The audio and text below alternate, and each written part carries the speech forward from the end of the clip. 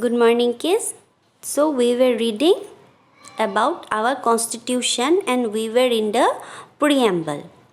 The preamble is the introduction of the constitution. It is very important to understand the essence. It is as it is the essence of our constitution.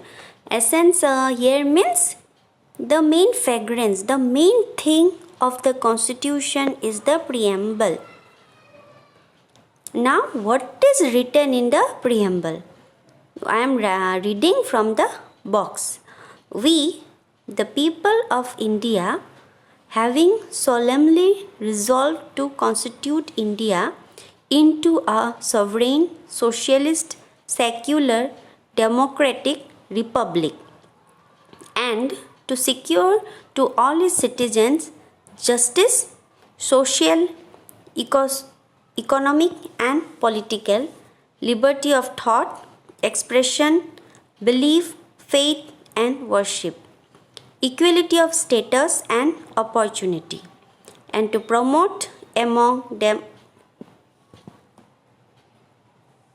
all fraternity, assuring the dignity of the individual and the unity and integrity of the nation. In our Constituent Assembly, this 26th day of November 1949, do hereby adopt, enact and give to ourselves this Constitution. So, this is written in the preamble. Now, इसका meaning क्या है? What is the meaning of this that we are going to learn?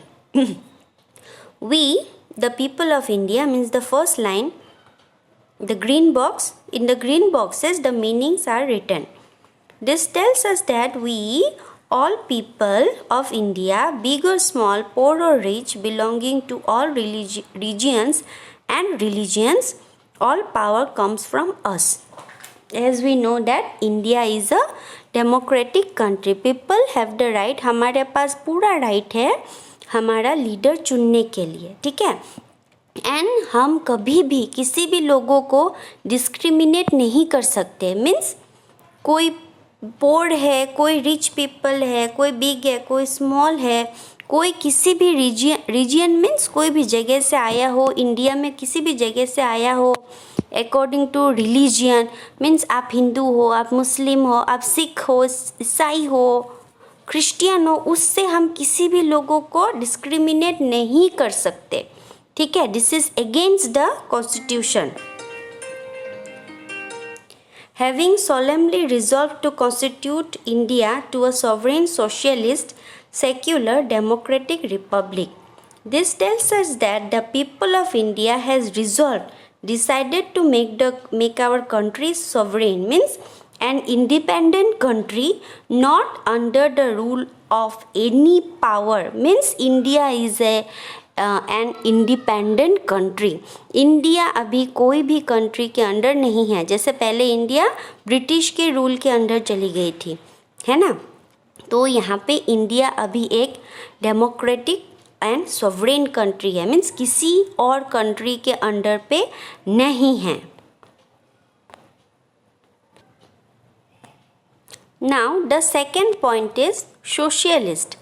A country where everyone has things that she or he needs and where the wealth of the country is shared by all.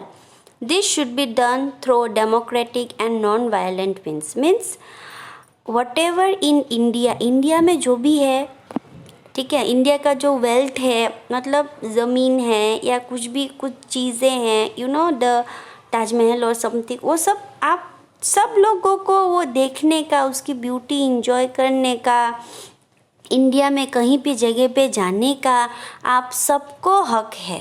Because we all are democratic people.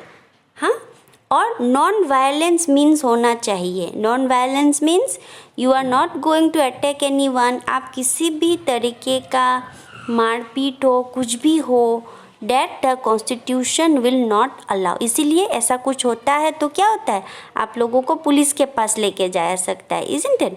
कोई भी ऐसा violent कुछ करता है तो क्या होता है, the police comes, the court interferes.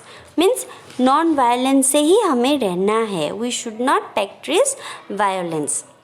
So in India you can go anywhere. Secular, a country where all religions are respected equally. No one is discriminated on the basis of religion.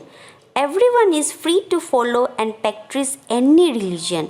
Means India में जैसे मैंने बोला बहुत सारे religion के लोग रहते हैं. So you can not discriminate. आप किसी को भी ऐसा नहीं बोल सकते ए तू तो ऐसा है, तू वैसा है, आप इसी जात के हो, आप तो नीची जात के लोग हो. नहीं, यू कैन नॉट से this to anyone. This is against the constitution. ठीक है. and in India you can practice any religion. मतलब आप कोई भी रिलीजन से पैदा हो सकते हो. आप हिंदू भी हो सकते हो, मुस्लिम भी हो सकते हो, क्रिश्चियन भी हो सकते हो एंड सिंधी भी हो सकते हो. Means there are so many religions, है ना. तो फिर आप अपनी मर्जी से कोई भी रिलीजन फॉलो कर सकते हो. ठीक है. It is up to your choice. Democratic, a country where the people of India elect their government at all levels. It is a government of the people, by the people and for the people. As we know that India is a democratic country and India में जब election होता है so what happen? Your elders, आपके father mother grandfathers, आपके आजू बाजू में आपने देखा होगा ना, सब लोग वोट देने जाते हैं, है ना. आप अभी छोटे हो, when you will be of 18 years आपको भी हक मिलेगा टू वोट, है ना. सो पीपल खुद ही अपना लीडर चूज करता है. सो आपको जो लगता है, जो कैंडिडेट सही होगा उसको आपको वोट करना है, इजंट इट. तो वैसे ही like that way the government is of the people. वो लोगों का ही गवर्नमेंट है. It is for the people and by the people also, क्योंकि पीपल ही गवर्नमेंट बनाती है. And next point is republic, a country where the head of the state is president, elected person, not a king और queen. तो हमारे India में क्या है, it is there is a president. India का प्रेसिडेंट है and he performs all the duties. और India का कोई किंग और क्वीन नहीं है. दूसरे बहुत सारे कंट्री है जहाँ पे किंग और क्वीन है और वो लोग जैसा बोलेंगे वैसा ही होता है.